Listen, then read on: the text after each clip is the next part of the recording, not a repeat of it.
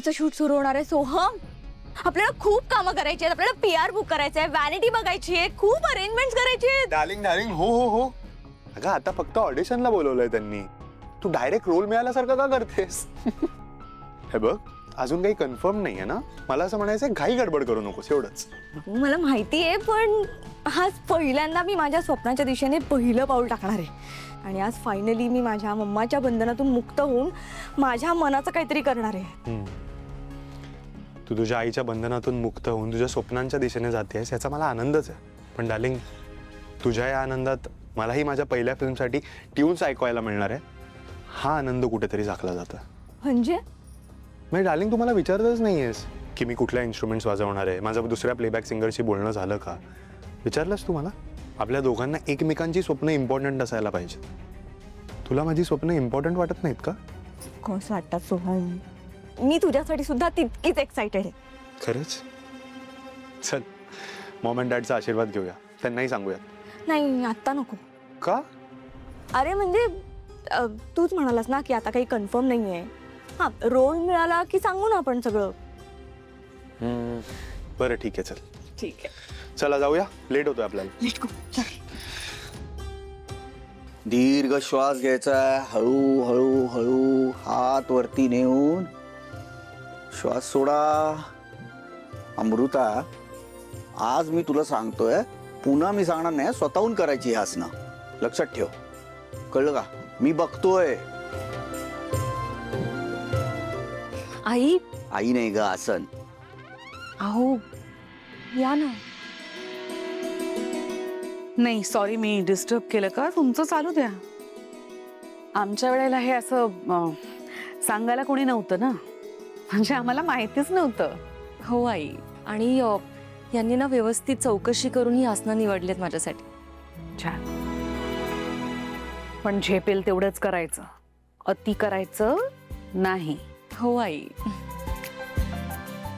मी येतो, लेट होते मला.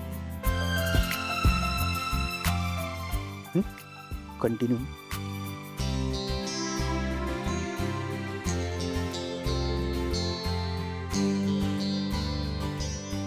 बरं वाटलं बघून. छान काळजी घेतोय ना तुझी. हो खूप जास्त. बरं हे बघ, दुपटं बनवलंय. आई किती छान शिवलंय हे. छान बिन काही नाही, जसं जमेल तसंच शिवलंय. नाही पण खरंच छान शिवलंय. Thank you so much. अमृता तू नाही मला थँक्स म्हणायचंस, आम्ही तुला थँक्स म्हणतोय. तू एवढी संधी दिलीस ना आम्हाला. आणि हां, हे फक्त माझ्याकडून नाही आहे, बाळाच्या आजोबांकडून सुद्धा आहे.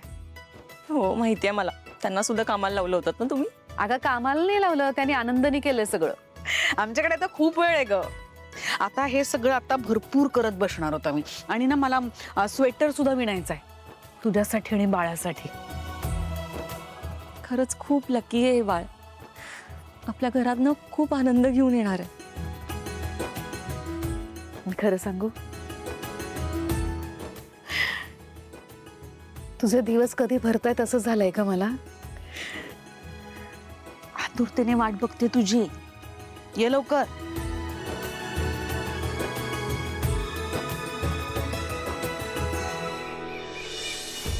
जेवढे कॉन्ट्रॅक्ट तयार करून ठेवता येतील तेवढे करा, मी आल्यावर बघतो.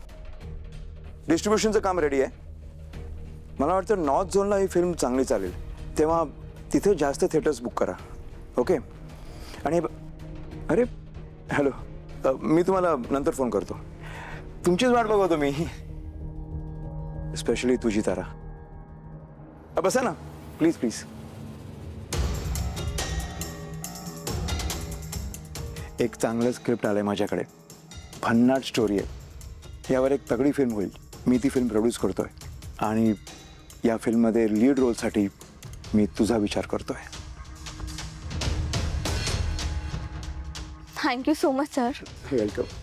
तुम्ही माझा यासाठी विचार करताय, पण याआधी मी कधीच ऍक्टिंग नाही केली आहे. नाही नाही, इट्स ओके.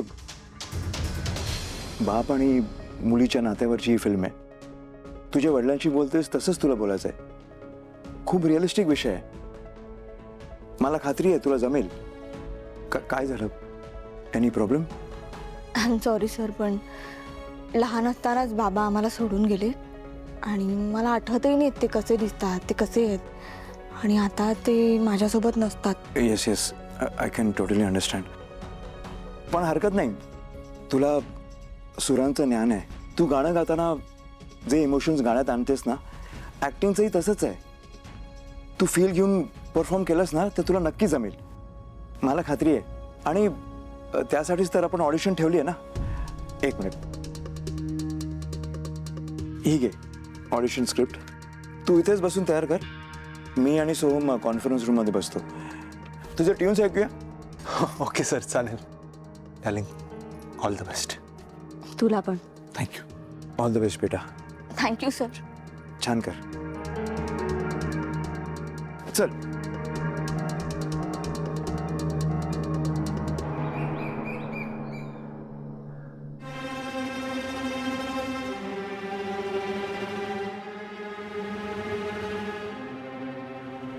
ऐश्वर्या मॅडम, तुम्ही चक्क तुळशीला नमस्कार करताय. एवढा बदल कसा झाला? सावली, तुला खरं सांगू, मला मनापासून स्वतःमध्ये बदल करायचा आहे, पण जमतच नाहीये. विश्वास ठेव माझ्यावर.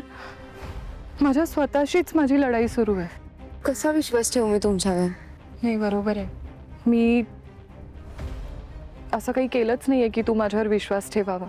म्हणजे बघ ना, तू या घरात पाऊल ठेवल्यापासून मी कायम तुझ्याशी दुश्मनी केली, रूढ वागले, तुला लांब ठेवलं, इतरांपासूनही लांब केलं.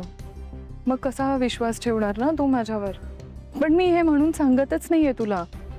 पण तू विचार कर, राजकुमार दादा किती वाईट वागला. अमृता वहिनीला त्याने त्रास दिला, घरच्यांशी वाईट वागला, पण तुझ्या एका शब्दावर मॉमने त्याला परत घरात राहण्याची परवानगी दिली. पण मला मात्र संधी नाही दिली मॉमने. राजकुमार सरांनी दाखवून दिलं की ते खऱ्या अर्थाने बदललेत. आणि फक्त मी नाही, घरातल्या इतर सगळ्यांनी त्यांच्यावर विश्वास ठेवला आहे. कारण ते वागतायत तसे. माणसाचा खरेपणा फक्त त्याच्या बोलण्यातून नाही तर त्याच्या वागण्यातून सुद्धा दिसतो. पण तुमच्या वागण्यातून नाही दिसत ते, ऐश्वर्या मॅडम. मग कसा विश्वास ठेवणार आहोत मी तुमच्यावर? हो, कारण मी एकटी पडले सावली. माझा नवरा माझ्या बाजूने कधीच उभा राहत नाही, कधी माझी बाजू घेत नाही. मला सगळ्यांनी वाळीत टाकलंय, एकटं केलंय मला सगळ्यांनी. मी रोज ऑफिसला जात होते, काम करत होते, पण आता मी घरी बसले. घरी बसून काय करायचं मला खरंच माहीत नाही. आणि त्यामुळे माझं डोकं रिकामं झालंय. आणि रिकाम्या डोक्यात वाईट वाईट विचित्र विचित्र थॉट्स येतात, तुला माहिती आहे.